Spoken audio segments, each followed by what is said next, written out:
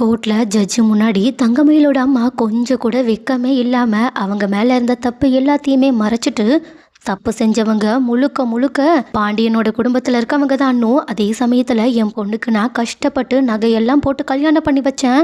ஆனா அவங்க என்னோட பொண்ணை கொடுமைப்படுத்தினாங்க. அதையும் நாங்க பொறுத்துக்கிட்டோம். ஆனா இப்போ அவங்க என்னோட பொண்ணை வீட்டை விட்டு வெளியே துரத்தி அனுப்பி விட்டது மட்டும் இல்லாம இப்போ அவளுக்கு டிவோர்ஸே கொடுக்க பார்க்குறாங்க. தயவு செஞ்சு என்னோட பொண்ணோட வாழ்க்கையை காப்பாத்துங்கன்னு கதறி அழ ஆரம்பிக்க இதை பார்த்துட்டு ஜட்ஜும் தங்கமயிலோட அம்மா சொன்னது உண்மைதான்ற மாதிரி யோசிக்க ஆரம்பிக்க. ஆனால் அப்போ பார்த்து கரெக்டாக பாண்டியனோட வக்கீலும் ஜட்ஜுக்கிட்ட இவங்க சொல்கிற மாதிரி இவங்களோட குடும்பம் இவ்வளோ மோசமான குடும்பமாக இருக்க வாய்ப்பே கிடையாது.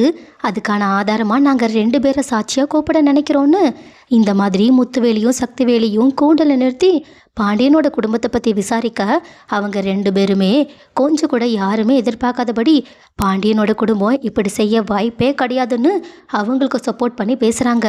இதை கேட்டுட்டு பாண்டியன் கோமதியும் அவங்களோட குடும்பத்தில் இருக்கவங்கன்னு எல்லாருமே ரொம்பவே அதிர்ச்சியிலையும் அதை விட அதிகமான மன சந்தோஷத்துலேயும் பார்த்துக்கிட்டு கண் கலங்கிக்கிட்டு இருக்க. ஆனால் தங்கமயிலோட வக்கீலோ இவங்க சொல்கிறத எங்களால் எப்படி நம்ப முடியும்னு சொல்ல. ஆனால் பாண்டியனோட வக்கீலோ இவங்க 2 பேரும் தான் ஊர்லேயே இந்த குடும்பத்துக்கு இருக்க எதிரி. ஆனால் அவங்களே இப்படி ஒரு விஷயத்த அவங்க வாயால் சொல்கிறாங்கன்னா நீங்களே இந்த குடும்பத்தை பற்றி தாராளமாக புரிஞ்சுக்கலான்னு சொல்லி எப்படியோ ஜட்ஜோட மனசை மாற்றி பாண்டியனோட குடும்பத்தில் இருக்கவங்களுக்கு பெயில் கிடைக்கிற மாதிரி பண்ணிடுறாங்க. அதனால் அவங்களும் ஜெயிலை விட்டு வெளியே வராங்க. அதுவும் வந்ததுக்கப்புறமா பாண்டியன் மனசு வருத்தத்தோட முத்துவேலோட கையை பிடிச்சி ரொம்பவே கண் கலங்கி அழுதுகிட்டே, நீங்கள் எங்களோட குடும்பத்துக்கு இப்படி ஒரு விஷயத்த பண்ணுவீங்கன்னு நான் நினச்சி கூட பார்க்கலன்னு சொல்ல கோமதியும் உடனடியாக முத்துவேல் சக்திவேலை கட்டி பிடிச்சி ரொம்பவே நன்றின்னு சொல்லிட்டு நன்றி சொல்லிக்கிட்டு இருக்காங்க. ஆனால் தங்கமயிலோட குடும்பத்துக்கு தான் இதுக்கப்புறமா இந்த விஷயத்தில் நம்ம என்ன பண்ண போகிறோன்னு ஒன்றுமே புரியலை.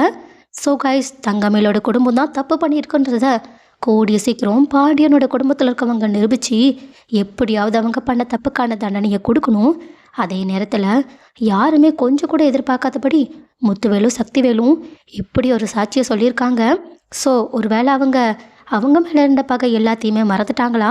இந்த 2 குடும்பமும் இந்த பிரச்சனை மூலயமா ஒன்று சேரப்போதா என்ன?